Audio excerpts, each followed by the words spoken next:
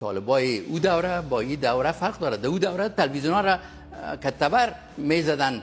این دفعه حالا میبینین که تلویزیون ها را چند شرکت تلویزیونی فعال است. هر شو بحث و قالمقال سر موضوعات. اگر این کار نتیجه نده، بعضی چیزایی که طالبان میخواین به صورت کل عملی نخواهد شد. مثلا میخواد رابطه عادی که دنیا داشته باشن، قدرت های دنیا اینا رو به رسمیت بشناسه، به بازسازیشون افغانستان کمک کنه، روابط اقتصادی بهتر داشته باشه. چطور میشه که تقاضای از این که دنیا اینا را با ایشان کنار بیایه، در این زمانی که اینا در این قسمت درباره تعلیم قوانین بین المللی، موافقات بین المللی در حق زنها، در حق انسان ها، اینا بهش احترام نمیکنن. پس خود طالبا باید را درک کنن. این فیصله اول خب غلط است از نگاه شریعت، از نگاه حق زنها، اما از نگاه منافع حتی بین ملیشان هم این به نفعشان نیست.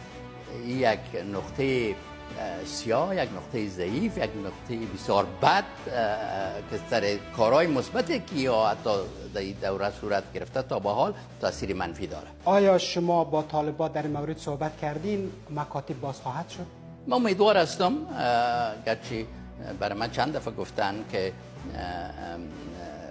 کمی حوصله کنین، ما کار کرده رایستیم، اکثریت ما کلانهای ما مخالفی از این فیصله هستند، میخواین مکتب باز شود، اما در عمل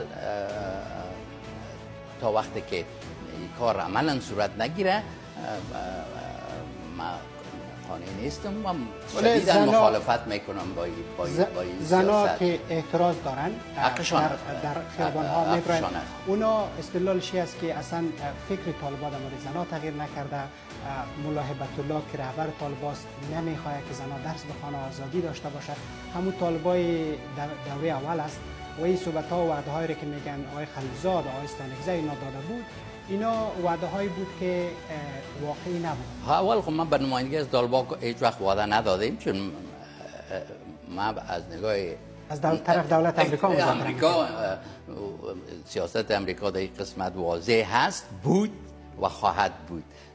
هر دفعه که من با کلانهای امریکا صحبت میکردم یک نقطه نظر رمی بود که به حق خانم ها احترام شود، که یک چیز ابتدایی است که درست. شما اشاره کردین از طرف دولت امریکا مذاکره کردین.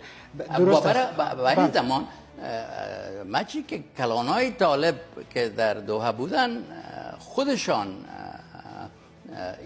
گفتن که در قسمت خانم ها که نگرانی بود در این قسمت با در نظرش گذشته طالبا که حق تعلیم به سوی ابتدایه، لیسه، پوانتون تا دکترا دارن و حق کار دارن و خانم های افغان هم شیشن با طالبا.